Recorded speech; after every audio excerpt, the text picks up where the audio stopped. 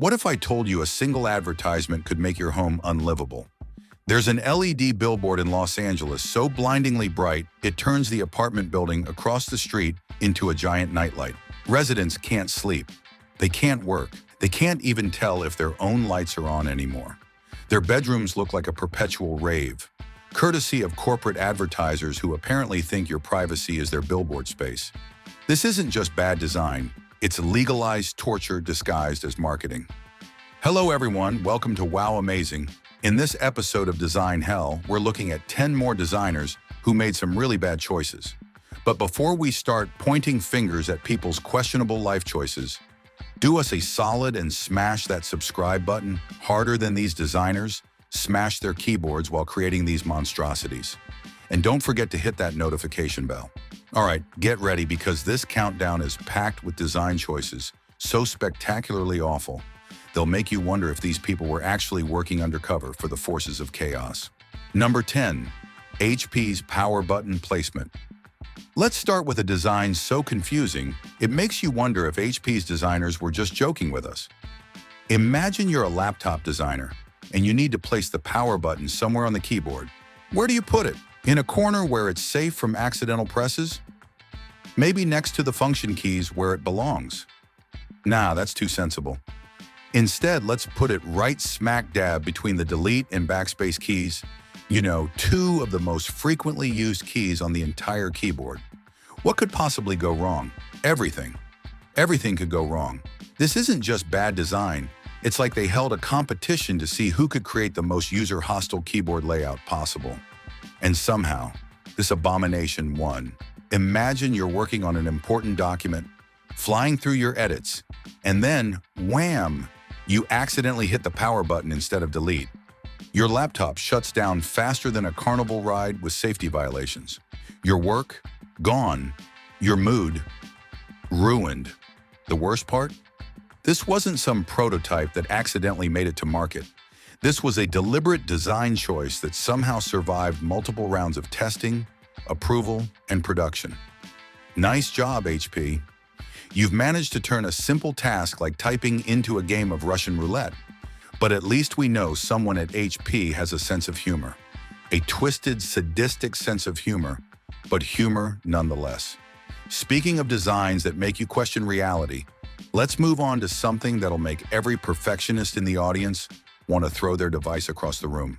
Number 9, the misaligned ceiling light. Now I know what you're thinking. How bad can a slightly off-center light be? You have no idea. There's something deeply unsettling about walking into an office and seeing a ceiling light that's just wrong. Not dramatically wrong, mind you. Just wrong enough to make your brain do a double take every single time you look up. This particular workplace disaster was spotted by a web user who probably spent more time staring at this architectural crime than actually working. And honestly, I don't blame them. Whether it was moved to accommodate ceiling pipes or some other practical reason doesn't matter. No explanation could justify this violation of basic human decency.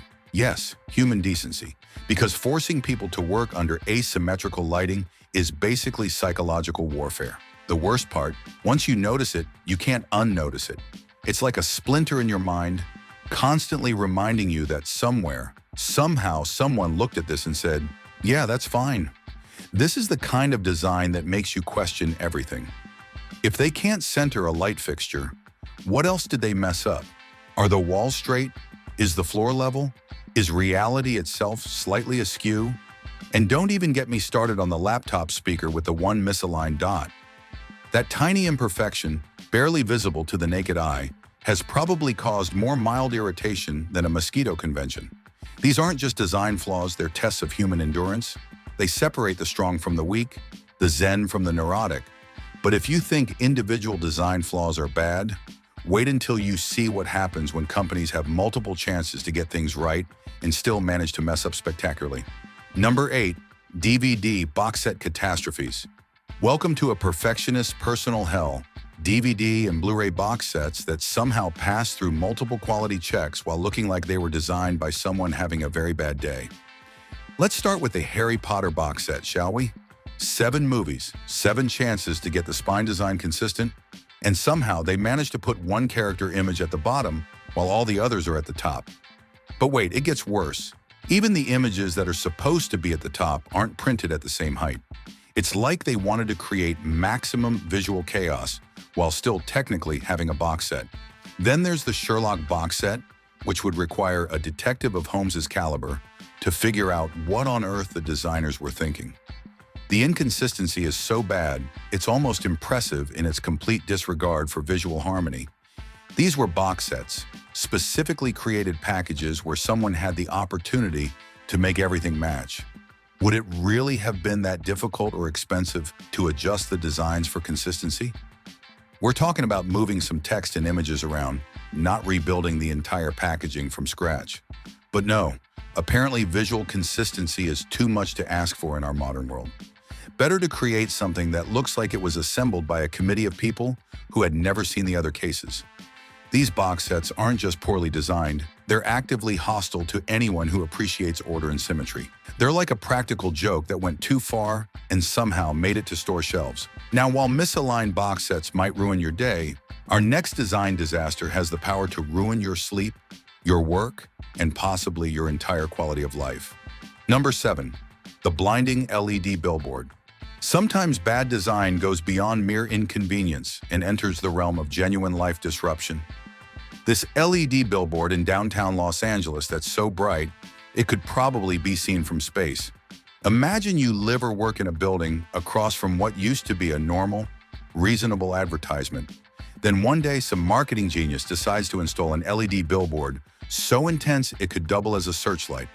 Suddenly, your windows are flooded with advertising light bright enough to read by. Your bedroom looks like a disco. Your office feels like you're working inside a neon sign. The billboard was so bright, it completely illuminated the building across the street. Can you imagine trying to sleep with that thing blazing outside your window? Or attempting to work while your office is bathed in whatever color scheme the advertisers decided to use that day? The person who spotted this monstrosity walking through downtown LA probably thought they were having some kind of sci-fi hallucination.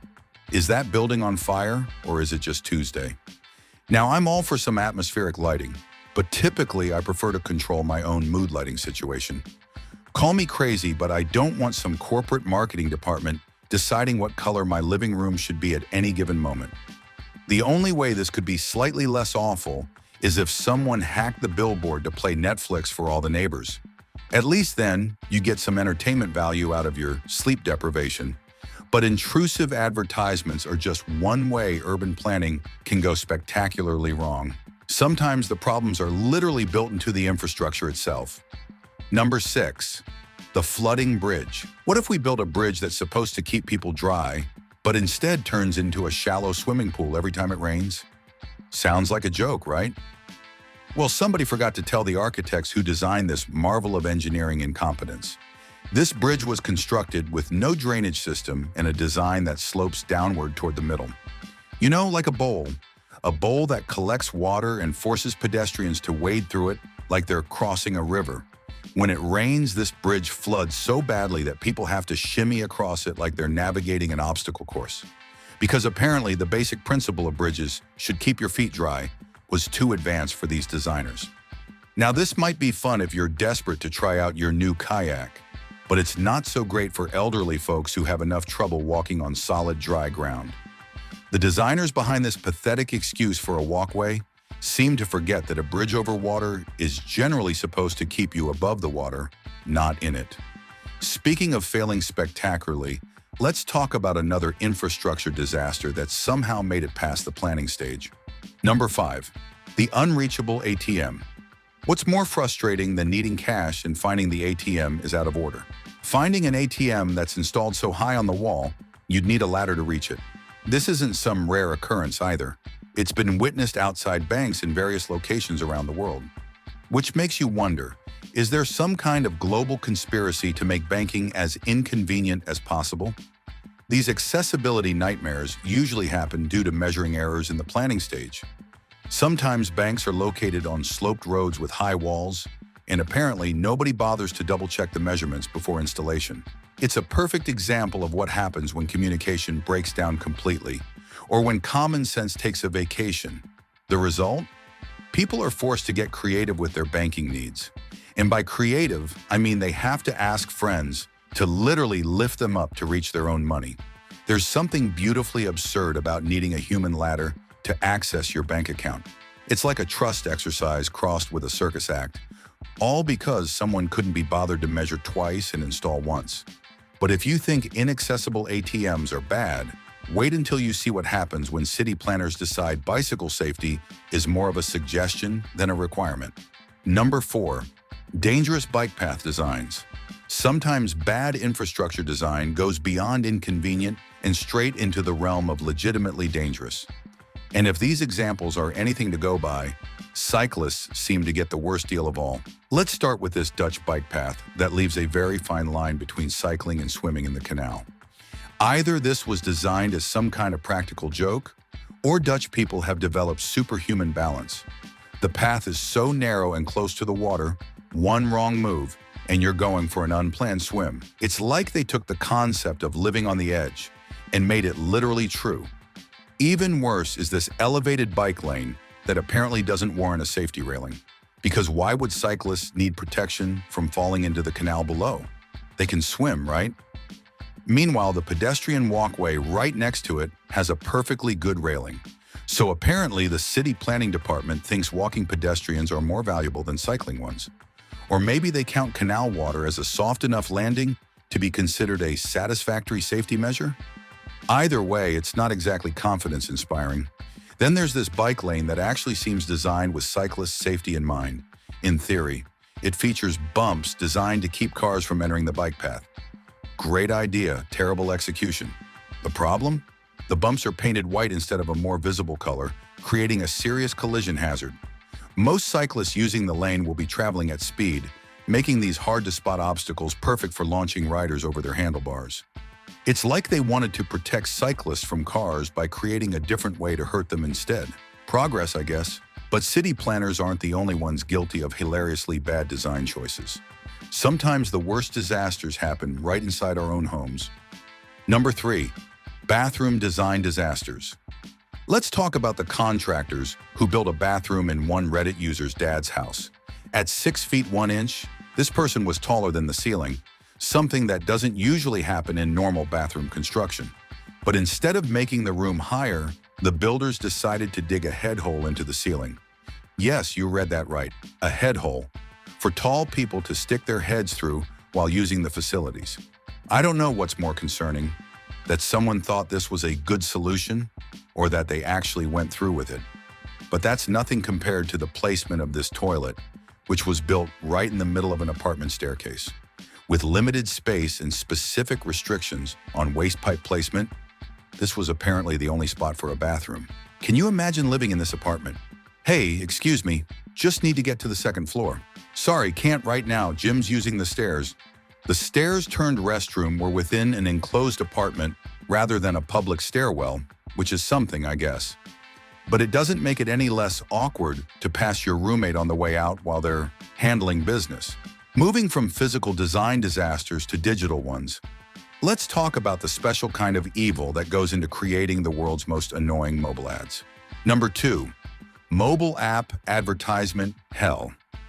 You know those digital ads that seem specifically designed to make using your phone as frustrating as possible? The ones that pop up exactly where you're trying to tap, turning every interaction into a potential mistake? Welcome to the Sonic the Hedgehog mobile app, where some developer made the absolutely diabolical decision to place the advertisement activation button right on top of the movement controls. Think about that for a second. In a game where precise movement is everything, they put the ad button exactly where your thumb needs to be to play.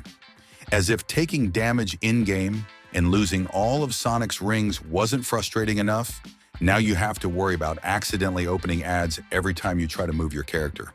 But the real villains in the mobile app world are the developers who design their pricing to trick users into spending more money. Take Pokemon Go, where you can buy 100 Poke Coins for 99 cents or 550 Poke Coins for $7.99. Sounds like the bigger pack is a better deal, right? Wrong. If you actually do the math, you could buy 7 of the 99-cent packs and get 700 Poke Coins for $6.93.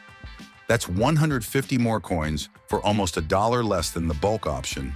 This sneaky pricing continues all the way up their price structure. It's still cheaper to buy 145 individual 99-cent packs than to buy their largest bundle offer. The developers are banking on people not doing the math, especially kids who just want more Pokemon coins. It's predatory design disguised as convenience. But at least with digital trickery, you're still technically getting what you pay for, even if you're paying more than you should. Our final entry takes deception to a whole new level. Number 1, products that aren't what they seem.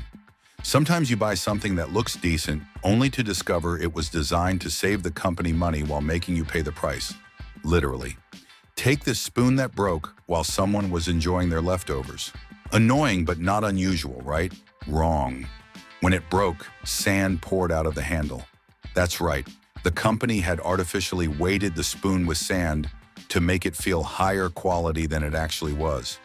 The result wasn't just a broken spoon, but a completely ruined dinner.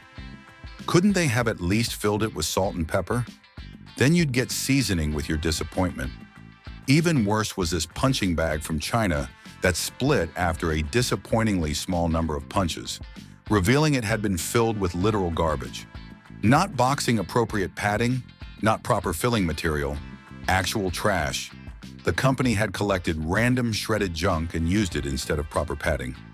It was cheap to produce, sure, but it made for a terrible punching bag and an even worse surprise.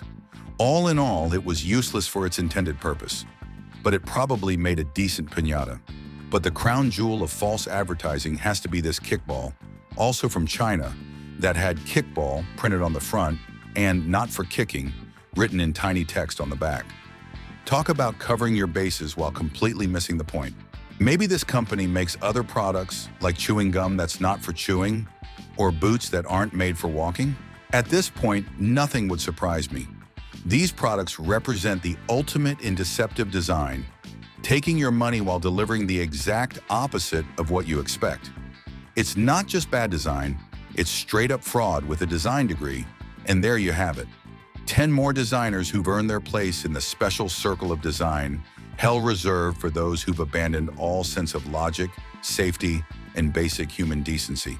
From HP's keyboard designers who apparently think the power button is a fun surprise, to the city planners who forgot that bridges should keep you dry, these design disasters prove that sometimes the worst enemy of good design is the human brain.